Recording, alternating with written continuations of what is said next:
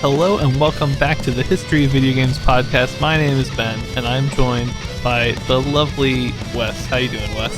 Oh, I mean, so much better now that I've just been called lovely. How are you doing? Yeah, I'm doing good. I don't know. I'm feeling pretty happy today. I don't know. It's just been a good day. I've had pizza for lunch. I think that was a big part of that. Right. That's general mood booster for sure. Yeah, definitely. Although I wish I could eat some more pizza right now, but we got a podcast to do.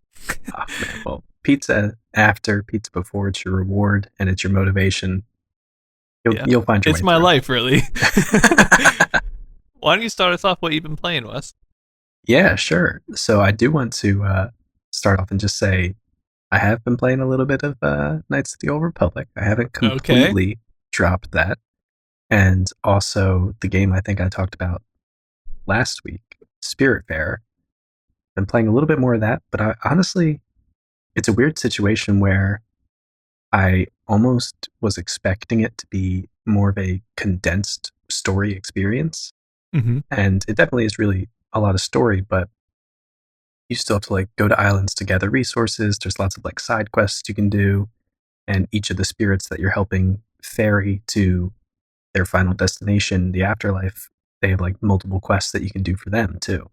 So it's both good and bad. Like I think it's mostly good that it has so much content, but for whatever reason, my attention span wasn't there for that game. So I definitely will finish that later. But over the past week, I hopped on the bandwagon and got Fall Guys. Oh, nice. Yeah, I don't know if you've heard about that or know a bunch about it, Ben. Yeah, I've seen some Twitch clips and stuff. Yeah, and I've been watching people play it a lot too, which is always risky because sometimes with a game like that where it's like it could just be super fun and then like die out in a month or something. Mm-hmm. Watching it on Twitch is a little dangerous because it could just kill all your interest in it when you actually play it and you're like, oh, dang, I suck at this game. I was really surprised to learn it wasn't free to play because just with how much people were playing it, it must have sold really well. Yeah. And I mean, I bought it probably 3 weeks after launch or something. Like I'm pretty late to it, but I haven't had server issues yet. I think they had like some server issues, but it's a pretty small company. I think Devolver, I think published it, but the actual developer, I think I'm not too sure. Maybe they are bigger and I've just never heard of them before. They're called Mediatonic. But yeah, it's definitely got the framework of a free-to-play game, which is strange. For people who don't know what the game is in general, it's like you're these goofy little jelly bean-looking people with like funny physics. They like, if you trip or like land weird on a jump, you'll just like fall down and roll all over. So it's goofy in that sense. And it's also like obstacle courses, team games, soccer with giant soccer balls you have to hit with your head, and a bunch of different like challenges. But then it's basically a battle royale too, or at least it has that vibe to it just because it's a 60-person lobby. And as you do all these mini games, people get eliminated and then one person wins. You're not like fighting the other people at all, but you're competing against them. So the free-to-play framework it has, though, is one, I mean, just so many battle royale games now or things like that are free-to-play, so it seems like kind of a industry standard. And also they have the traditional, like, Fortnite-style seasons and battle pass sort of things. Right. With cosmetic unlocks and, like, in-game currency that you can buy. So it is a little strange, but people liked it enough. I'm sure it's doing really well now. And it's a $20 game, which isn't too bad. Mm-hmm. I was playing solo for a little bit, and I'm like, okay, yeah, but unless I want to just try hard and get really good at all of these games, I don't think solo is going to be very much fun.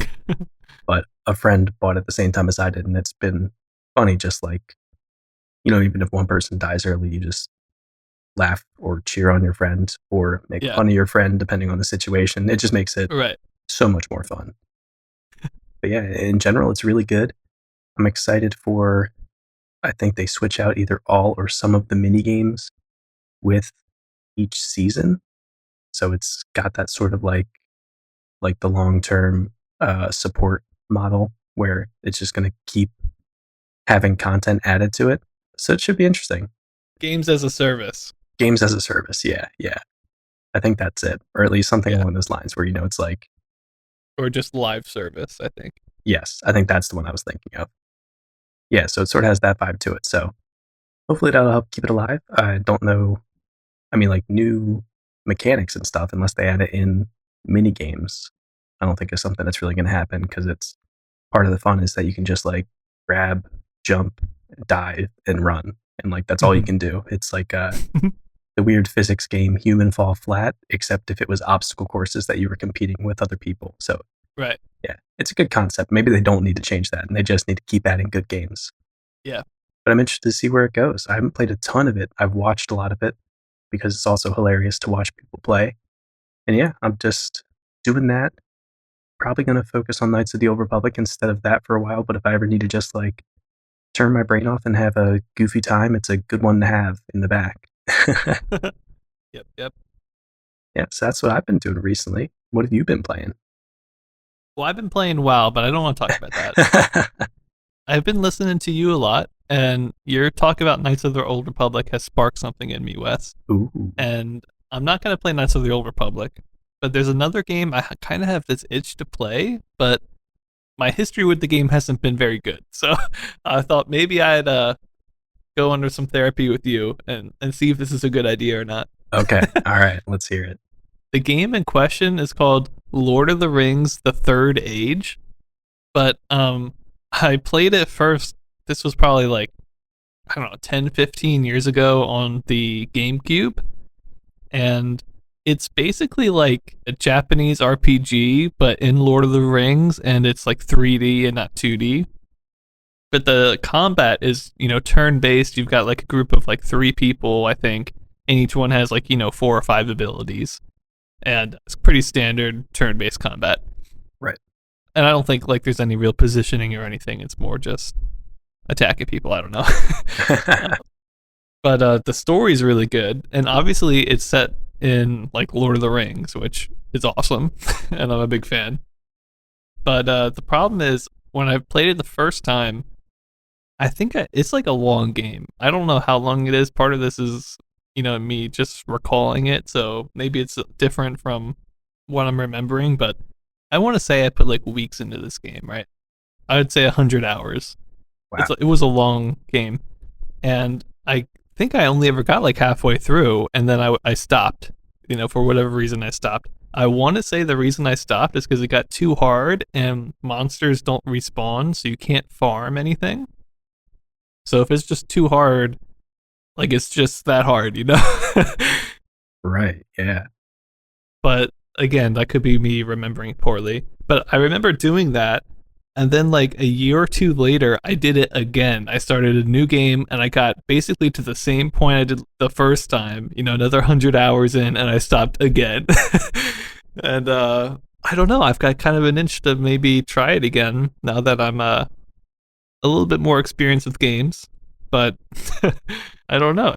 It's risky. It's risky, and also like it's a kind of a big commitment, Right. Yeah. And I've got a lot of big commitments that have not been finished. But interested. Yeah, maybe you got to start off, try it out, and cut yourself off early if you're like, no, this isn't going anywhere before you hit another 100 hours.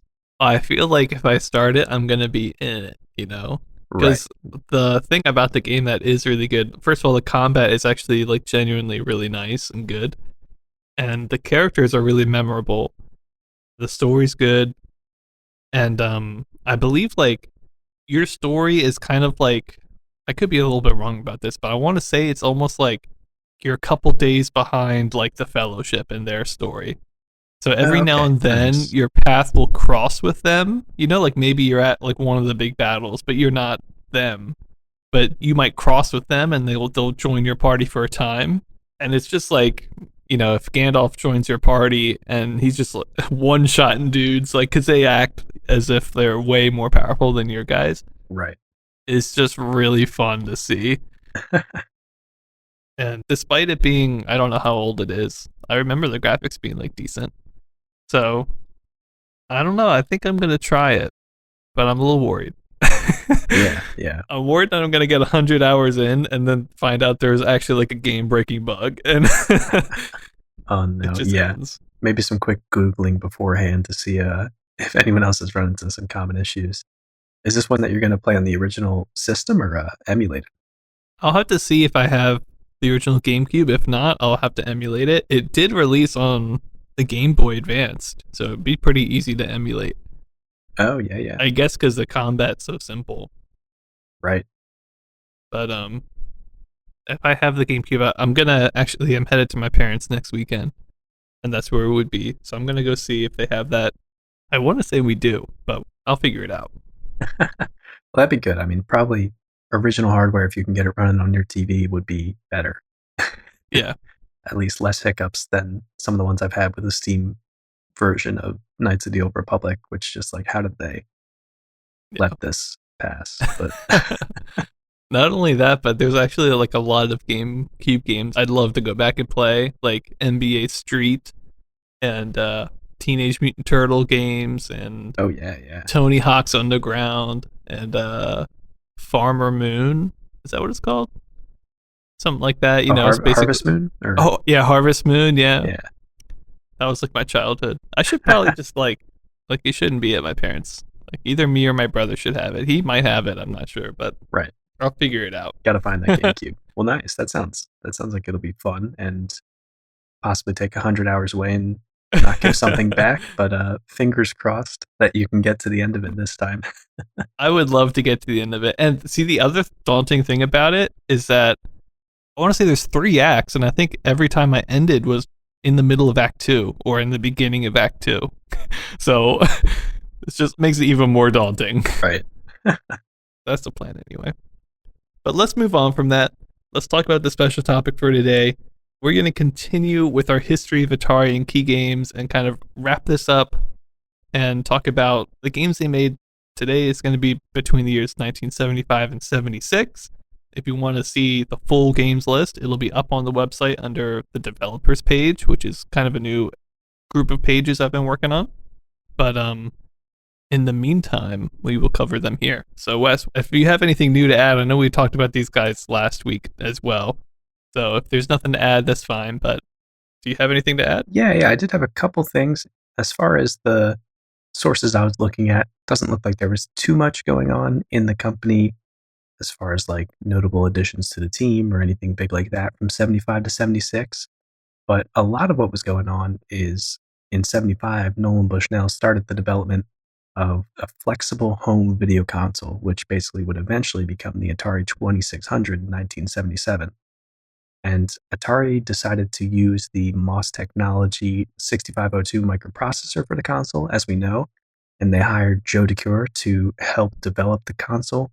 And one of the big things that happened in 76 is Bushnell saw the Fairchild release, realized, crap, we're behind on getting a cartridge console out onto the market, and they didn't have enough money to really fast track it. So they sold Atari to Warner Communications for $28 million in 1976. So now they are owned by Warner, and it helped them release the Atari 2600 faster because Warner reportedly put about $100 million into the development of the 2600 after they bought Atari.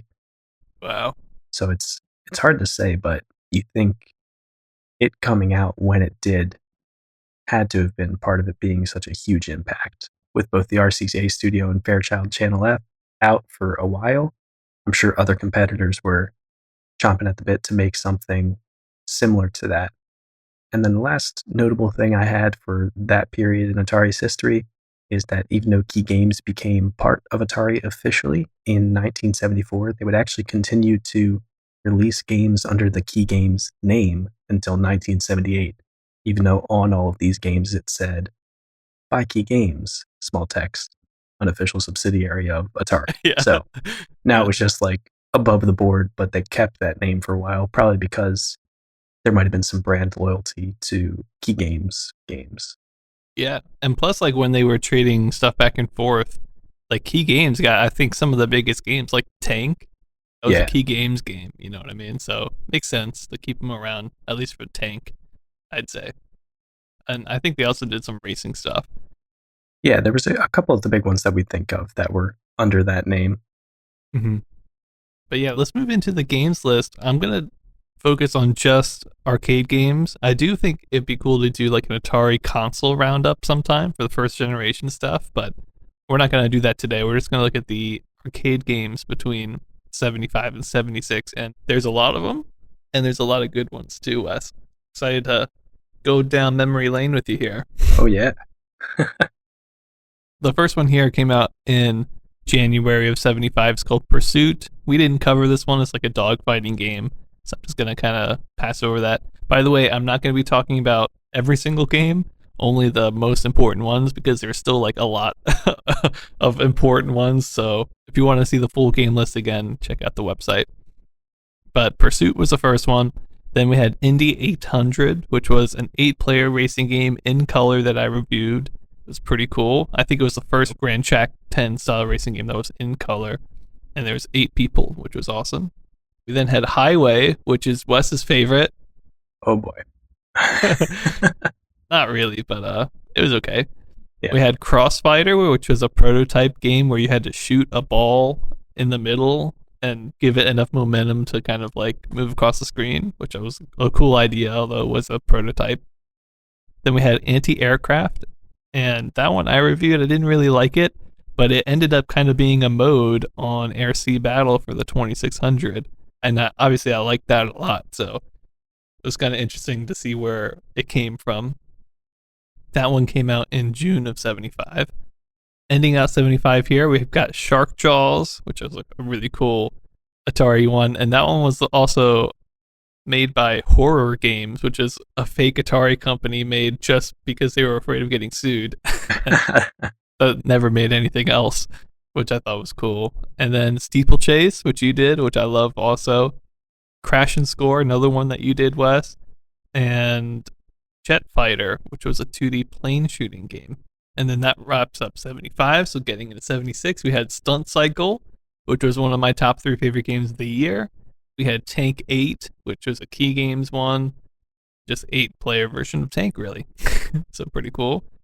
Breakout, obviously, a massive one. I think it was on both of our top 3 of the year. Or maybe Right. it was just yours, actually. And then I did one called Cannonball, which is where you just fired a guy out of a cannon. That was another prototype one. It had Cops and Robbers. Our friend Chris reviewed Flyball, which is a baseball one. We did Le Mans, which was a Grand Track 10 racing game, but the track changed every lap, which was cool. And then the other really big one, I know for a fact this was on our top 3 of the year, Night Driver. It's like a classic, Of course. super good one. And then the last one is Sprint 2, which was kind of the next gen version of Grand Track 10 that let you choose the track, which was cool. And that one was a Key Games one as well. So overall, I feel like this is just probably the most solid lineup during this time of any company. I mean, there's so many unique ones here, and so many just standouts that didn't just stand out within their own list, but just within the list of all games that we've done. Stuff like Night Driver and Breakout, and even Stunt Cycle. I mean, they made a whole console based off that, so. Right. And I think we did at our 76 roundup name them our favorite, making the best games for 76, right? And it kind of shows just in that quick overview. You're like, yeah, that's 15. I mean, like some okay ones, but there's definitely some standouts in there from those 2 years. Yeah, definitely. It's weird too because in the beginning of 75, I don't think it's that interesting.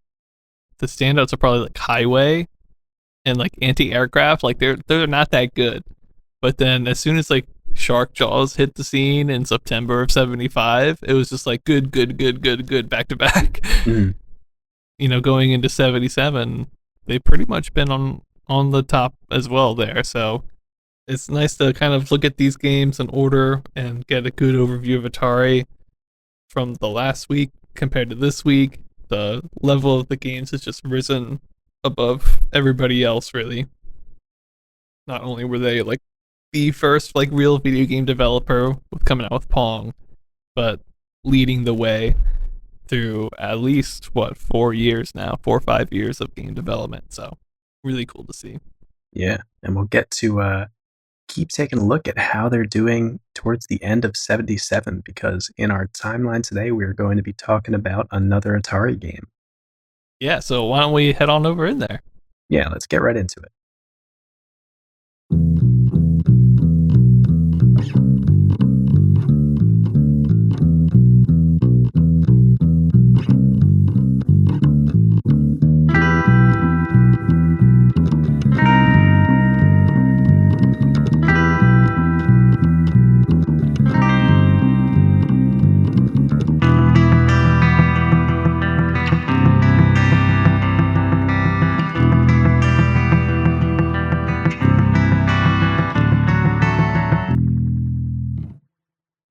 Hey everybody, welcome back from our wonderful musical interlude for today. We are going to start things off with our section of games that we have all released in November of 1977, and the first one of which, as we teased in our intro, is another Atari game. Oh yeah. Checking in on them to see, hey, are you still making good stuff in 77? And I think they are. I think they got something good going on here. Okay. So this is one that I covered called Canyon Bomber by Atari. And another one of the ones where just looking at it right out the gate, I was like, ooh, everything's in black and white. We'll see how I that know. goes. I was worried too. But just for some general overview of the cabinet itself and the game, it was created by Howard Dellman, who worked at Atari, who described it as basically upside down breakout, which I can definitely see, although there is a little bit more intricacy to it than that. Basically, the cabinet itself is pretty simple. There's only one button in the game where you just drop a bomb, and everything else is pretty much happening on its own. But there is this really nice, like, old school World War II or World War I bomb that is just on the cabinet outlining the whole button that you press. Mm-hmm. So, I mean, it's got to be kind of fun pressing that button at least when it has this huge bomb here. And on the side, there's some nice graphics of blimps and biplanes dropping bombs everywhere, but pretty standard cabinet other than that. For the gameplay, it's a competitive game where you are either playing 2-player or 1-player versus AI, and you control the bombs coming from either a blimp or a biplane, and you need to hit targets that are in this canyon, which I think are rocks, basically. I expected it to be much more violent than it is, but you're just hitting rocks with numbers written on them for the score. And the blimp moves on its own back and forth across the screen. Sometimes it wraps around the screen and comes out the other side, and then sometimes it turns around. As far as I could tell, there isn't a pattern to it. There might be, and maybe it's just a long pattern, but it seemed pretty random to me. And also the blimp, when it turns around or wraps around the screen, can either go lower or higher up, and it also seems to be kind of random or time-based when that happens. And it looks like when half the rocks are destroyed in the canyon, the players are switched to biplanes instead, which they are always closer down to the canyon. They can still go up and down randomly, but they start generally lower and they move a little bit faster across the screen. But still, basically, you're just dropping bombs from them. It just kind of changes up the gameplay a little bit. So the bombs, when you're dropping them into the canyon that's filled with these rocks, they fire at an angle, carrying some of the momentum that your ship is carrying with it. So they travel forward when they go down. And it's like a lot of these sort of torpedo bombing anti-air games that we've played. It's all timing based, figuring out how you're going to hit all those and get the highest score with the momentum that your ship is carrying. The rocks themselves have a number on them that correlate to their score. They could either be 1 through 4 points. And interestingly, if you destroy rocks that are under other rocks, like supporting them, the ones on top actually fall down, like Connect 4. That's not a good way to describe it, but there actually is like gravity within the columns of the rocks. It doesn't cause like a landslide or anything from the rows next to it. But if you destroy like 3, they'll all go down 3 spaces, which is pretty cool. Not something I've usually seen in these types of games. And then the game ends. There isn't a time limit for it, but once you have missed a set amount of shots, which is just you hit a bomb and you didn't hit anything with it. You don't hit any of the targets when you launch your bomb. The person who bought the cabinet could set that to be anywhere from 3 to 6 misses before the game ends. But interestingly, you can keep going if you have shots left, even if your opponent has already missed all of their shots.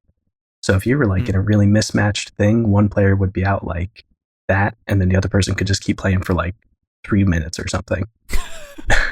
I don't know if the game usually goes that long, because it does get really difficult at the end when there's like one rock that you missed and you're trying to arc with the momentum of this blimp to hit that. Uh-huh. So I never got to the point where I was able to tell if it refills after, but I did see that this is a popular enough game that there are like scores that people keep track of. The last high score was updated in 2007, and it was really high. So I'm guessing it does refill the canyon after you clear it out or something. So getting into my ratings for this, for graphics, I gave it a 2.5 out of 10. It's all black and white, like I was saying, and there's a gray background. The canyons and one of the players are black, and then the rocks and the other player are white. But even though there's a lack of color in this, everything looks really good. The canyon, which is just sort of like outlines the whole screen, has a bunch of hills and ditches and holes all over it that make it more appealing than just like a torpedo game where the bottom of the ocean is just a rectangle. You know, there's actually some depth and some interest there. And because the rocks fill up the whole canyon, the rocks aren't evenly just like flat on the bottom. So I really appreciated that, even though it's a small detail. The blimps and the biplanes are also fairly well detailed for their size. They're pretty small on the screen, which is nice, and they are very identifiable and look pretty good. So considering they were that small, I was impressed. And they have a little propeller that basically just switches between 2 positions. So it kind of looks like they're moving, but it's just like this small little thing on each of them. And it also looks like there are 2 slightly different shapes of rocks mixed throughout. Like one's basically a circle and one's kind of like a sharp circle. I don't know. It's they're barely different, but it's enough that it doesn't just look like a bunch of dots on the screen. Like they're scattered throughout enough that it looks a little bit more interesting. And in addition to that, there's actually this really nice explosion sprite / animation that shows up whenever you hit the rocks. And one of the biggest things for me graphically is the fact that if you shoot a rock, the rocks actually fall down, which probably isn't that hard to visually represent in the game. But when you think about in these old arcade cabinets, it had to move the position of the rock down and also like keep the right number on it, or like, you know, just move that sprite down however they did it. I was pretty impressed with that. So it seems small, but I think graphically all that going on was actually pretty impressive. For sounds, I gave it a 2.5 out of 10 as well. The sounds are really good in this cabinet, but it just feels like it's missing background noise or music, basically, since we've seen some things with music and now we're so spoiled by it. It just feels a little empty. There's simple motor noises that change. They're just lower pitched and slower for the blimps and higher for the biplanes. There's a really good whistling bomb noise, pretty much like, think of just the iconic stereotypical like cartoon bomb whistling noise, and that's what it is, which is awesome. Mm-hmm. And also nice explosion, which is good. It plays like a couple different times overlapping if you hit like 7 rocks at once or something like that. So all those work together pretty nicely, and none of them are really annoying, but it does get a little repetitive, and just with nothing else filling the space in between all of those noises like the bomb whistle, it's a little bland.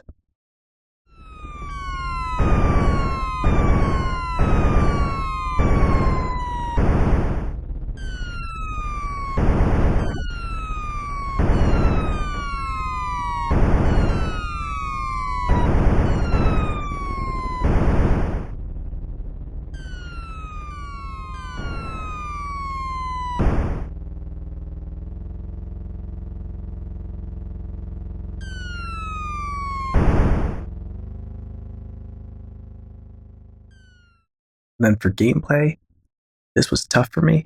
It's still basically just like a, you know, dropping a torpedo, dropping the depth charge, like in Depth Charge.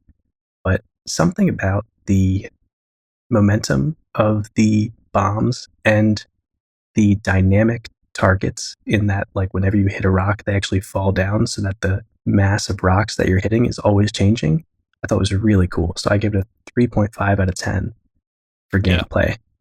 I really like that when you drop a bomb, it goes like what 4 or 5 layers deep in the rocks instead of just hitting the first one and exploding or something like that. I don't know if it makes it feel a lot different from like a breakout or even a bomber game where you just hit a single ship at the bottom and that's it. Yeah, it makes it feel like more impactful, like you're doing more. Yeah. And also I forget if it was dependent on how high up your blimp or biplane was on the screen, or if it was more whether you were a blimp or a biplane. But I did notice when I was a blimp, it went through like 7 rocks. And then when I was a biplane, it only went through like 4. Hmm. So I don't know exactly what caused that difference, if it was the 2 different types of vehicles, but it was really interesting, and also creates cool situations when it still travels at an angle when it destroys like 7 at a time. So you Yeah. might cause like half the canyon to sink in if you get a good shot. Yeah. It's pretty cool. It is, yeah. And it's one of those things where it's like, I wouldn't think it would make that big of a difference. But then seeing all the rocks fall down and create these new targets because they change their position and you have to replan, I was like, okay, that's makes this type of game much more dynamic and interesting.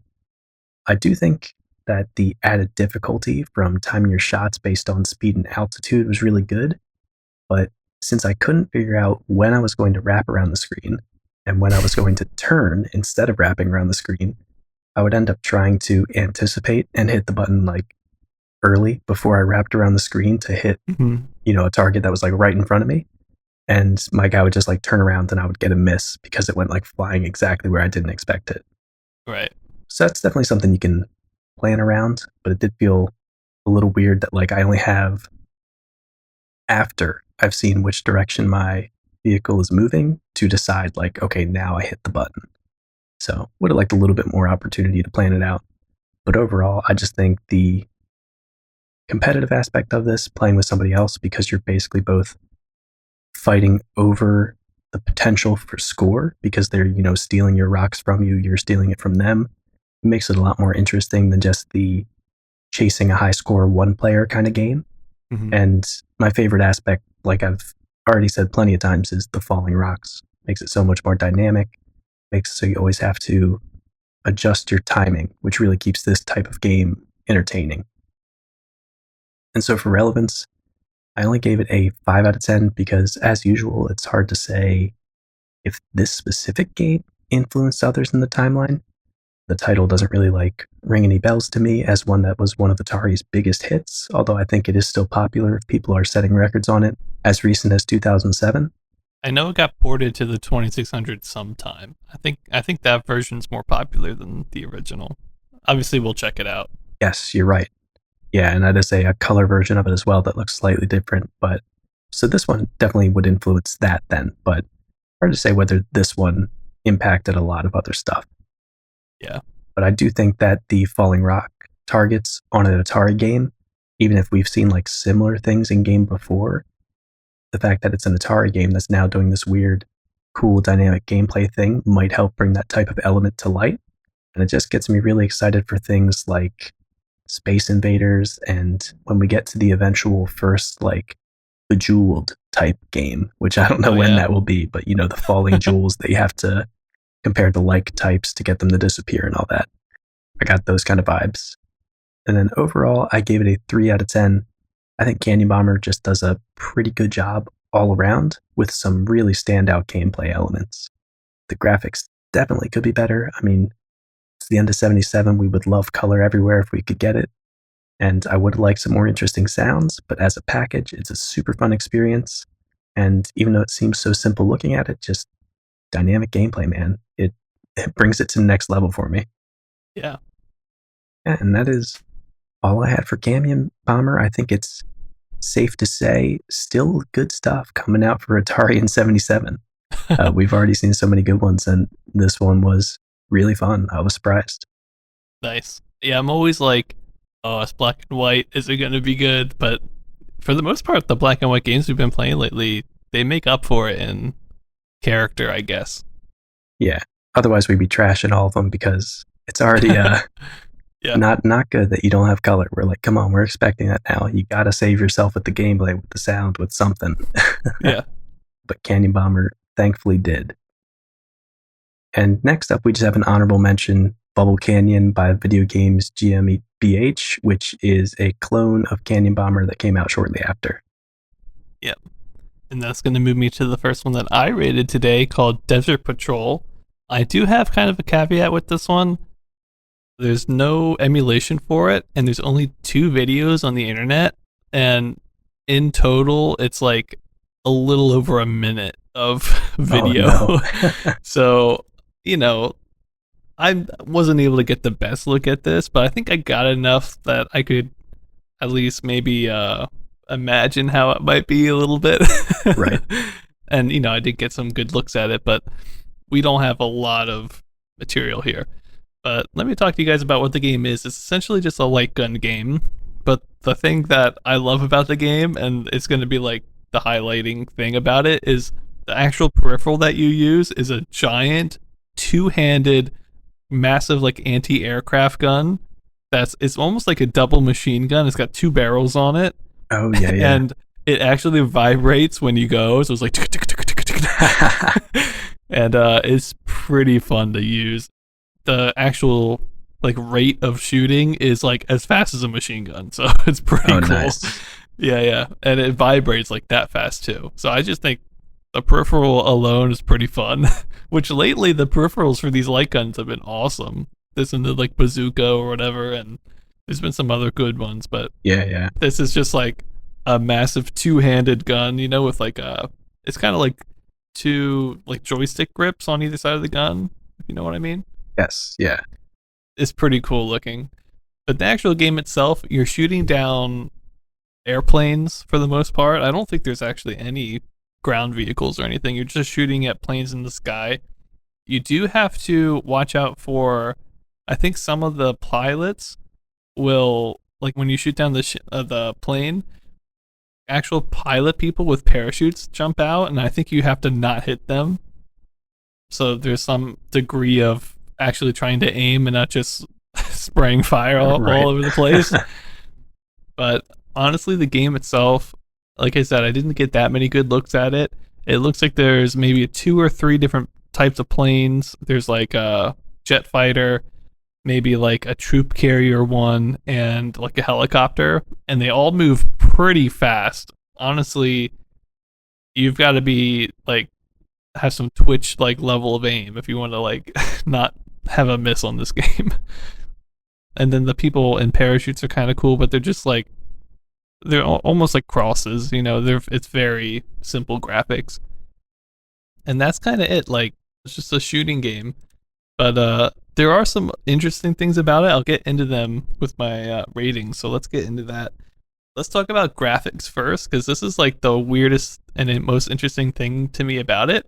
Is I've got 2 videos, right?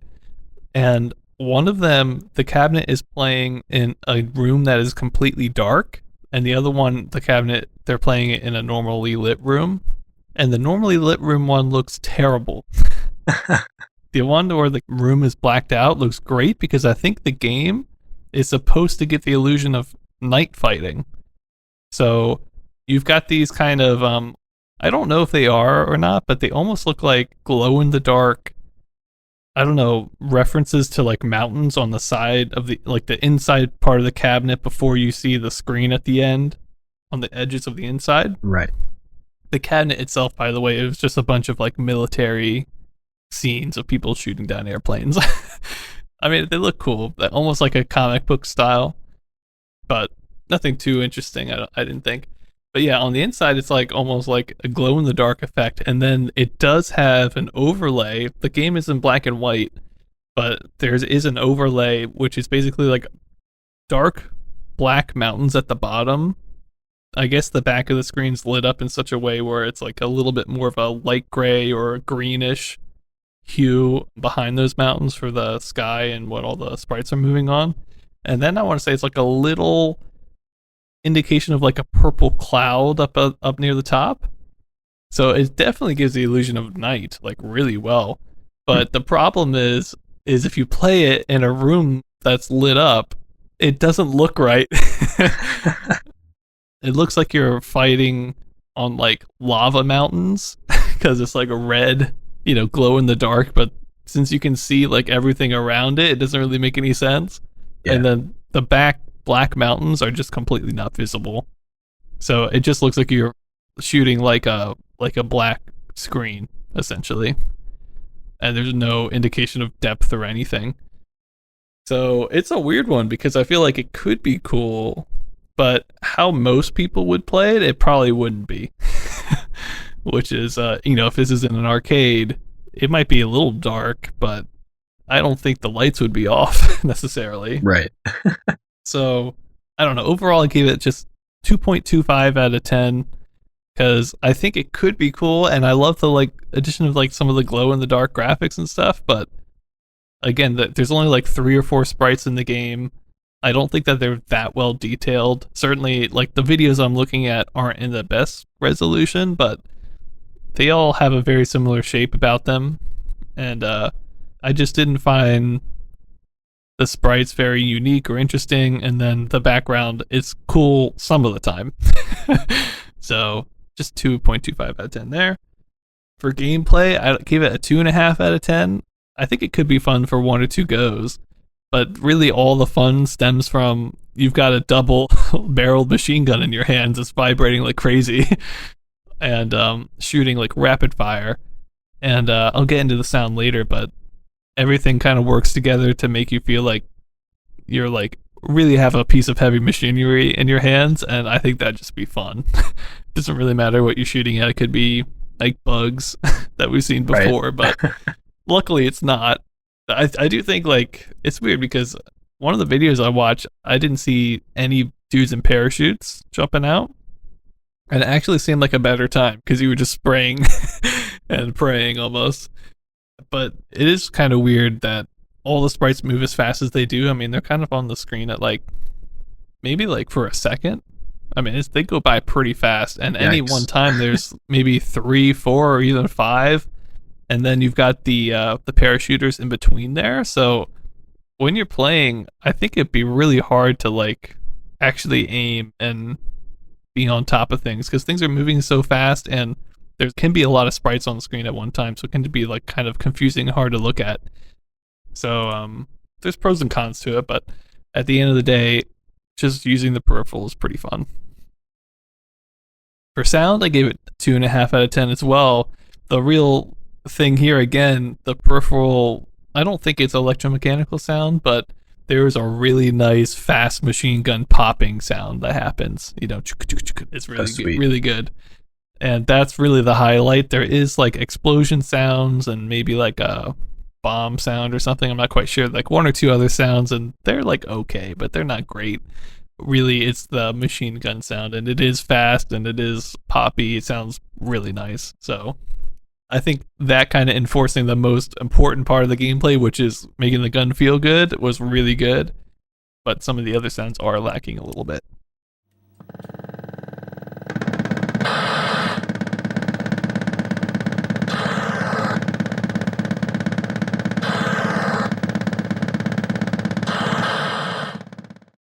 And then for relevance, I had to give it like a 3 out of 10 because you just can't find anything about this game. So obviously nobody really kept it around. I don't think it did very well because, for one thing, if you're in a well-lit room, it does not look good. So I want to say that's probably most rooms. So, and I bet like games like this are kind of hard to manufacture with these giant peripherals on them that move and vibrate and stuff. Yeah, sure.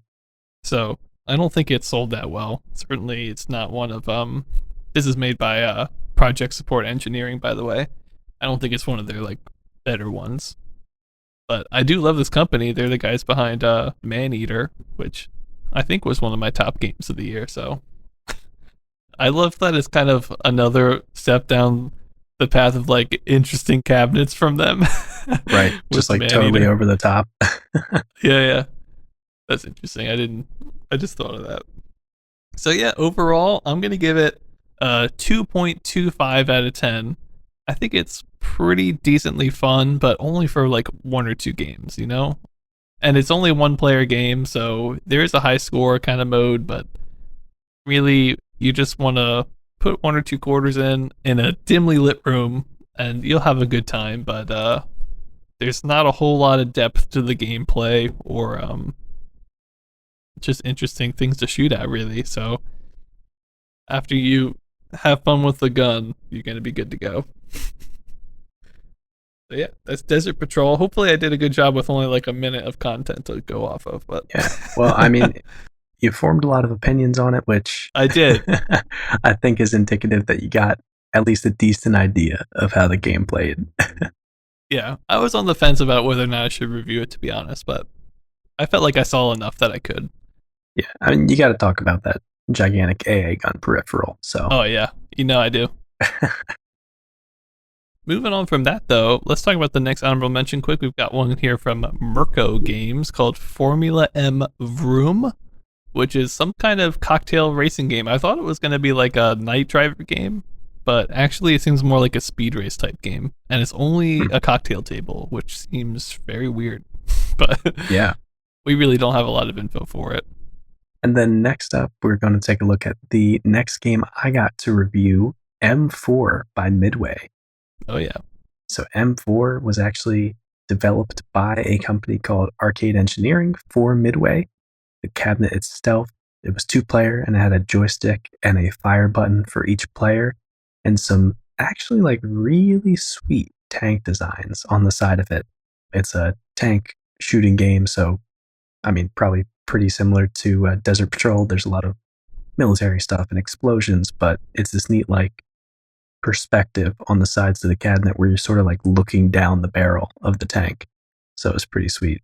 Okay. And as far as we could tell, looking at the flyers, because we couldn't find any video of the original cabinet and what the overlay and background looked like in this, all we had was pictures from flyers, and it looks like it has a really intricate background and overlay. So we were kind of bummed we couldn't find a video about that, but basically there's mountains in the background, sky with a bunch of explosions in the sky, and sort of like a village with roads down at the bottom.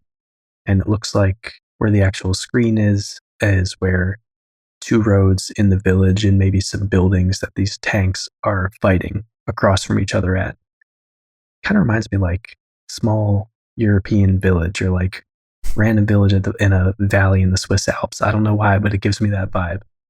So it does look really good, but unfortunately, I kind of just have the impression of like this tiny little picture of it on a flyer.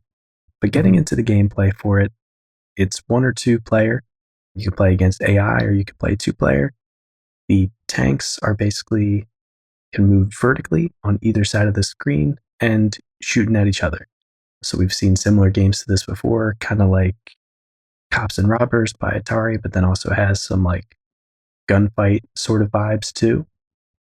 And between the 2 tanks are barricades that go the length of the screen that disappear once they have been shot, and you have to destroy the opposing tank's barricade before you can actually shoot through and hit them or hit any of the targets behind them, because you can score by either hitting barricades, hitting tanks, being the 2 players, and then also by hitting jeeps and planes, which kind of just fly by periodically behind the tanks. The highest score at the end of 70 seconds wins, and it looks like there's only 1 bullet per player on screen at a time, but they do travel pretty fast, so you can still kind of spam them, which is nice. You have to reload after a certain number of shots, and when a tank is hit, both players respawn and the screen resets and kind of starts over, but the time keeps going. So I wanted to get straight into my ratings for this. You might get the impression as I go through it that I wasn't a huge fan, but maybe my ratings could do most of the talking for me. For graphics, I did give it a 2.5 out of 10, even though I couldn't find video of the original cabinet with the backgrounds and the overlays. From what I saw, I wanted to give it the benefit of the doubt because it did look like they were really detailed and interesting, and I'm sure it would have helped the setting and just the visual, the appeal of the game a lot. As far as the displayed graphics, we could actually see, though, in the videos that we have the emulation of this, and when I played the emulation, it's just black and white graphics. The barricades and jeeps and planes all look pretty detailed. They're small on the screen, so the amount of detail that they have is pretty impressive, but there's nothing too crazy or amazing about them. They don't really have any animations. The tanks do have really good detail. It's like a straight top-down view of a tank, so you can see the treads and the main barrel pretty well, and it all looks good. And there's even this weird animation, which I don't know if it's cartoony or actually how tank barrels work in real life, but the barrel just like gets shorter whenever you shoot, which just makes me think of like if Bugs Bunny was piloting it and then it's just like, Yeah. but it does look pretty good, and at least it's something visually interesting when you're shooting at each other with the tanks. The explosion when a tank is hit also looks pretty good. It shows like this main explosion in the middle and then debris flying out like the back and the front, which is basically just like kind of specks and dots coming out of either side, but it looks pretty sweet. Yeah.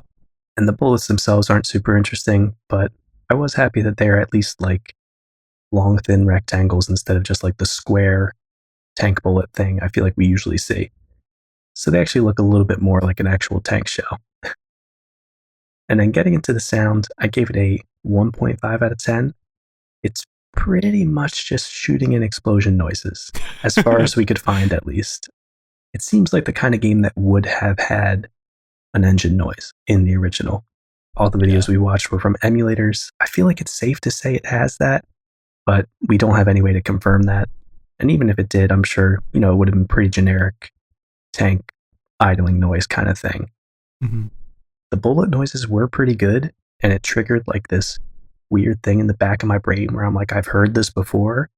I looked up, and this game, also by Midway, that I played on Namco Museum for the Nintendo 64, I was like, that's what it is. And it turns out it's a game we'll be looking at in 1979 by Midway called Galaxian.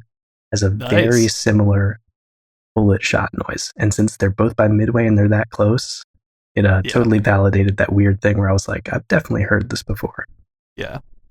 But that's just a weird tangent. It's a pretty good missile sound, nothing super exciting. And same with the explosion sound. It's good, but when there's nothing really going on, it just feels too quiet. And then when everyone's shooting at each other, that's all you can hear, just the same noise over and over again. So it wasn't like a good balance of sounds. There was just a couple, they were okay, nothing outstanding.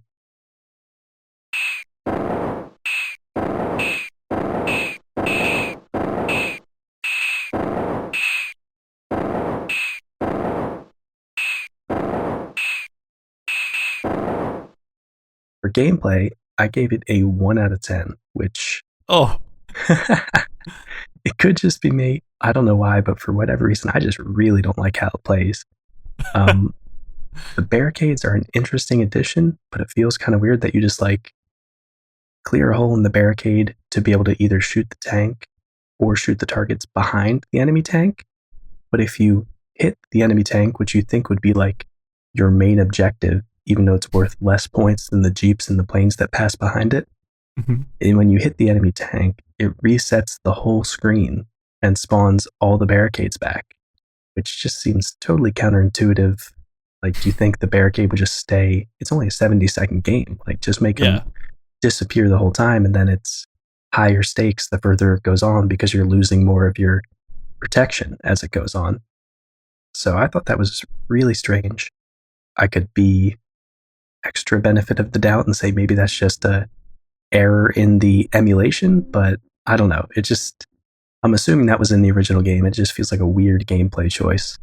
And also just adding additional targets adds some interest with the jeeps and the planes that are going behind the tanks, but they move fast enough across the screen.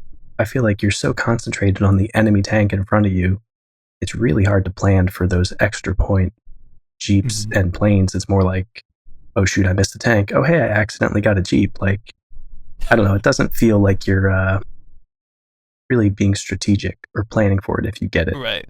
I've always found like these games where you're locked into only shooting horizontally, that it ends up feeling like a game of like peekaboo over the barricade, you know, trying to get the person, then you duck down again, or else you'd hit each other or something. Whereas Yeah, like in Cops and Robbers, you could change the angle of the gun, so you had a lot more maneuverability there, and I think even on that one, the bullets would bounce off the sides too.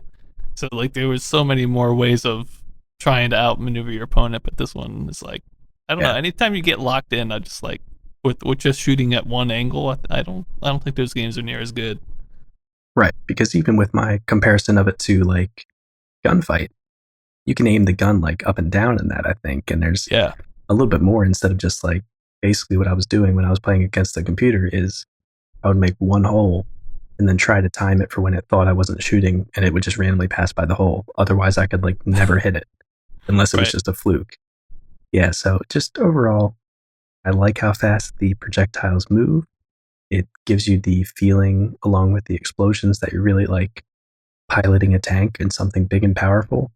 But that was kind of like the only bright side in the gameplay for me. Other than that, it just felt stale and I don't know, it's not super fun. But going on to the relevance, I gave it a 4 out of 10. I'm not sure how much this would make an impact on other games. It does do some cool stuff, and it sort of brings like the tank genre into the this kind of game type that we've seen before in like gunfight ish and cops and robbers ish. Because we've seen tanks in a bunch of other types of games, but not really in this sort of thing. So that's nice, but just kind of overall doesn't feel innovative or like it's doing anything too exciting. So then overall, I gave it a 1.5 out of 10. I think there are good aspects of this game, but the whole product just feels not exciting, boring, if that's not too mean to say. And again, I think the graphics are the best part of this, even without the overlay. So I imagine the overlay would make it so much better. But just the sounds and the gameplay felt weird and didn't make me feel like I'm in this tense tank battle mindset. It's exactly like you said. It made me feel like peekaboo, just move up and down as fast as I can and then get a shot in. And I don't know. Mm-hmm. It ruins the theme of it for me. So that's my overall look at M4 by Midway. Not one I was super stoked about, but an interesting entry from Midway. Yeah, and that one is black and white again, but that one did not have the other factors. Right. Yeah, it didn't have the redeeming factors. The only thing that might have redeemed it is if we had actually seen in full detail what that overlay and background looked like. But even then, I don't know if it could have saved it completely. Mm-hmm. And so next up, let's move on to our last honorable mention. We have Strikes and Spares by Mirko, which is some type of bowling game, probably a clone of either Meadows Lanes or Robot Bowl, but we don't have too much info on it. Yep. And then we're gonna move to the last one here that I rated.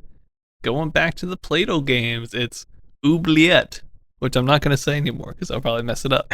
Oh, but that was perfect. I know. I've been practicing. Yeah, Oubliette. It's a Play-Doh RPG, which is always like some of the most hyped games of the year, I think, because we Yeah. love RPGs. I mean, Petit 5 maintains to be one of my favorite that we've ever done, and we don't get to see them that often anymore.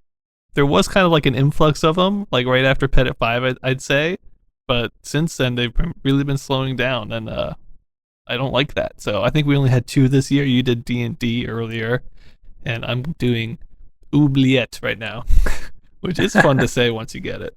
Oh, yeah, absolutely. But can you guess where this one was made, Wes? Ooh, France. No. The University of Illinois. Oh. Would you guess? Would you guess anything else? I can't believe that they're all from the university. We have to take a field trip there, Wes. Yeah, seriously. These guys were just like creating video game RPGs. Like it all Yeah. came from there. I know. And I read one source that said it was based off of Moria. I don't think that's the case, which I'll get into later. Another source said it was basically the author was trying to just make D&D and computer land, and I think that's a lot more what this is like. There's a lot to go through here. The help pages alone were like 30 pages of help pages. Jeez, I bet. It's weird though. A lot of it is almost like customization, which is weird to think about. But I'll do my best to describe it. Just the creating of the character is so D&D. You select a race. There are 15 different races to select, and each one of them gives like bonuses to the different stats in the game. For the stats, you've got strength, intelligence, wisdom, charisma, constitution, and dexterity. Which is very D&D. Yeah, and some of those really don't make any sense because, like, for charisma, for instance, it said like helps with your like sex appeal, and it's like I don't think that has anything to do with this game. Like, there's no need. You would have to maybe it makes like vendor prices lower or something. I could see that. I'm not too sure if that's what it does or not, but it's kind of weird. But then, in addition to the races, once you pick a race, I think you roll all those stats then, and depending on what rolls you get, like if you have a lot of strength and you're a dwarf, you can be like one of two classes. But really there's 15 classes in the game, and it depends on what race you are, what stats you have, and also what alignment you pick. Which again, I don't think there's any real gameplay mechanics using alignment. I think it just determines what classes you can pick. So I don't think you can pick like Warlock if you're a lawful person or something. Right.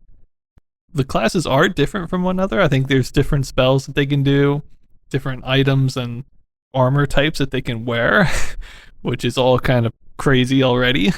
But all that's like very D&D. And then the actual game itself is composed of two sections. You have the castle, which is more or less like an MMO type feeling, because I think anybody that was in the game played from essentially one server, and you could meet other people in the game, and you all met in this one town, or the castle, as it were. And all the shops are there. There's like, I don't know, a lot of shops. I think there's like a spa where you go and have your character like relax. Oh, interesting. There's a guild hall for guilds, which is in the game, which is like, whoa, that's pretty cool. There's a tavern where you meet other people to form parties. It's pretty intense. I don't think you can see anybody else. It's just I mean, when I was playing, I was the only one in there, so I don't know because nobody else is online. But I'm pretty sure when you enter like the tavern, it's just like a list of text names of other people that are there, and you can chat with them. Oh, wow. But that's basically the extent of it. But it's all pretty cool stuff. And I don't know, I really like the castle part. And then the actual dungeon that you go under, that's like the second part of the game. I think it has 10 levels, and I don't think it is randomized, although it is massive. It's essentially a maze that you walk through. The whole game's in first person, so you never can see your own character. But the dungeon you walk through, just like Pet 5 or any of these other ones, except it is in first person using kind of like the vector graphic or wireframe graphic display. But it is so hard to stay on track in the dungeon. I mean, there's nothing on the walls. It's either blank or there's a door. Yeah. And that's what you get. And it is big, dude. I mean, the castle itself was, luckily the CRPG addict mapped it out. Thank goodness for that guy. Like, saves me so much time. But he mapped out the castle, and it was 30 by 30 tiles big. And I think the dungeons are bigger than that. So it is really big, and there's like one entrance and one exit. And as you're walking through, monsters can spawn randomly. I think maybe treasure chests can spawn randomly. When you encounter a monster, it's weird. The game from the beginning was designed to be played with a party of 4 to 5 people. I guess just like D&D would be.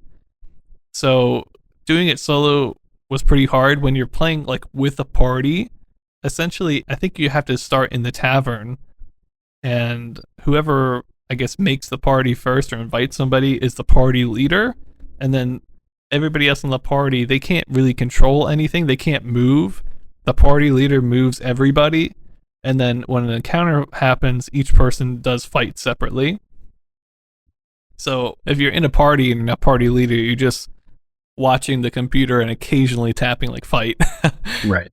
Because the combat, it's turn-based, but it's also semi-real-time kind of deal. So you have like 2 or 3 seconds to input your move before you get passed, which is pretty hectic. And you have spells, you have like different types of moves you can do. Like, I don't know, there must be 10 different options for combat.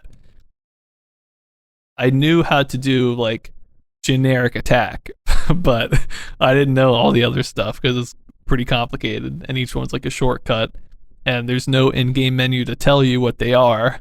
So you have to kind of know going in, which I didn't really. So I just kept doing generic attack, and occasionally I would win, but probably after 2 battles I'd die.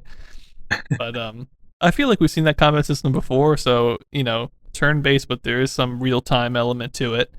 And weirdly enough, when you encounter an enemy, it's like a sprite will pop up on the screen, but it'll also, I guess since you're in a party, it puts you against a party of opposing things. So for instance, if you meet a skeleton, it's a single sprite of a skeleton, and then it'll say, you meet 4 skeletons. Oh, weird. And then if you kill one, it'll be like, there's 3 skeletons now, or whatever. And they all attack you together, and you attack, I guess, the group together. But yeah, that was kind of weird. It was like, oh, I meet 7 goblins or something, But it's a sprite of 1. Right. So it's kind of hard to figure out sometimes. But that's essentially the game. I mean, there's some other stuff too, like when you die, instead of just the character being permadeath right away, which I think is what usually happens in these games so far, you can choose to like leave your character there. You can't play the game, but if another real person comes across and they walk over you, I guess a text will pop on the screen and they'll have an option to revive you, which is like pretty crazy. Of course, it's all, I mean, you have to wait for a real person to do that in real time, and that might never happen. But you can do it. I guess if you've got friends that you're playing with, you can try to get them to come find you. I guess is the idea. But you can also choose to just kill off your character and you'll make a new one. But I don't know. That's kind of the whole game. One thing the CRPG addict said is that there's not really an end game. It's more just like you play to get better gear, to play a little bit more to get better gear, and that's it. Right. That sort of gameplay loop. Yeah, and then once you get the best gear, you're done. Or you could help other people through it, I guess.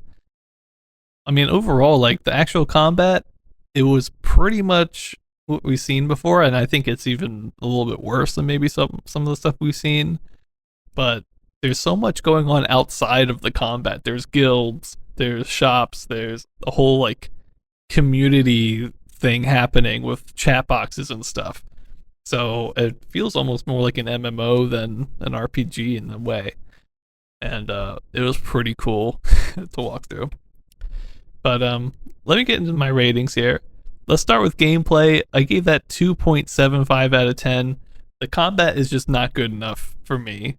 I do think that a lot of this game comes down to the type of player who might play it. For me, I'm like too busy to learn 20 pages of instructions and too impatient to like slowly make my way through a dungeon in such a fashion where I know how to get out.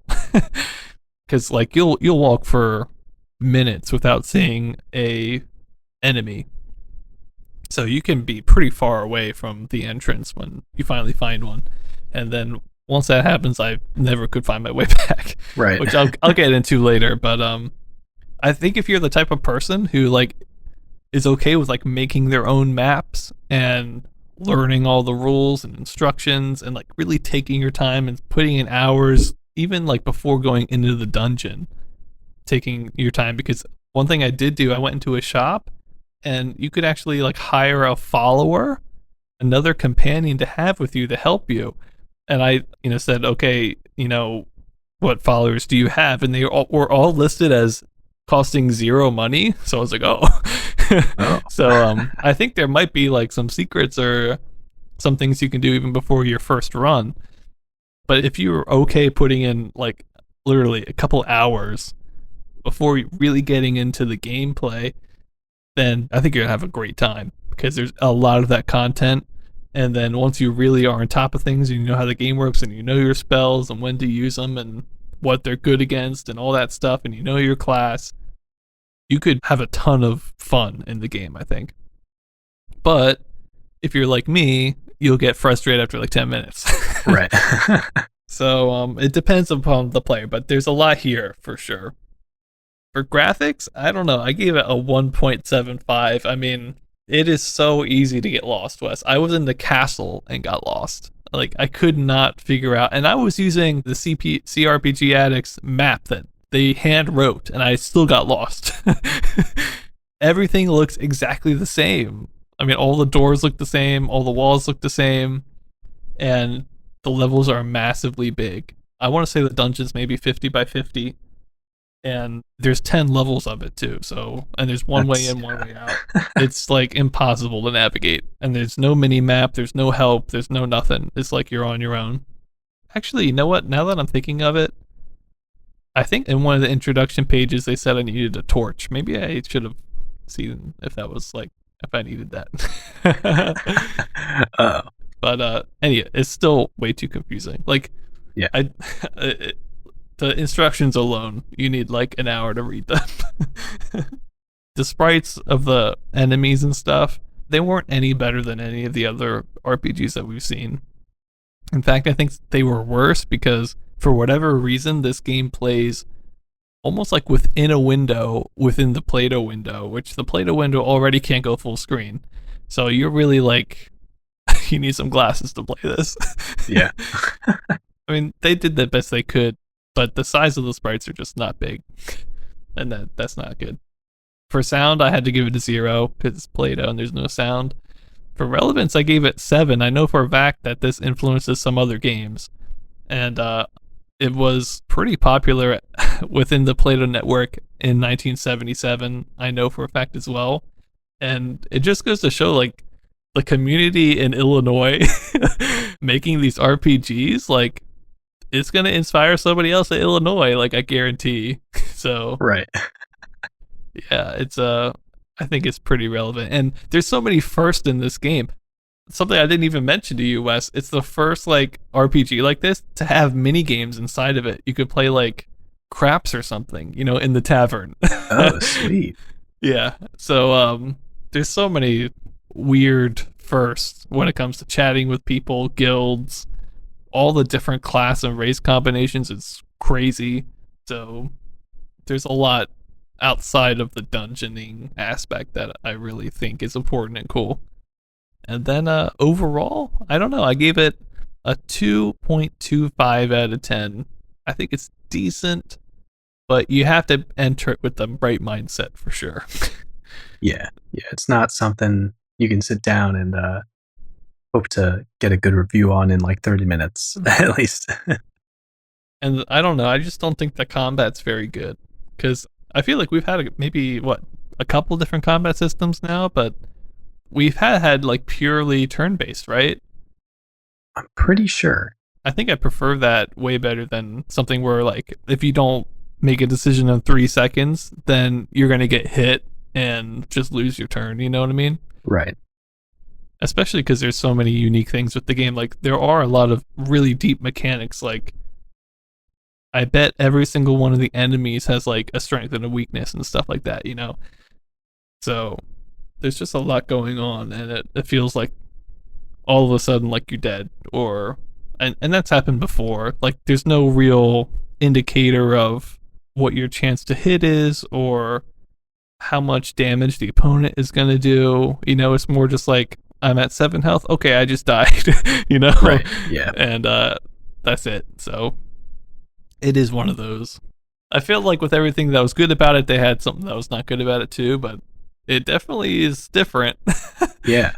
Well, I gotta say, a lot of the points you brought up do remind me a lot of Moria.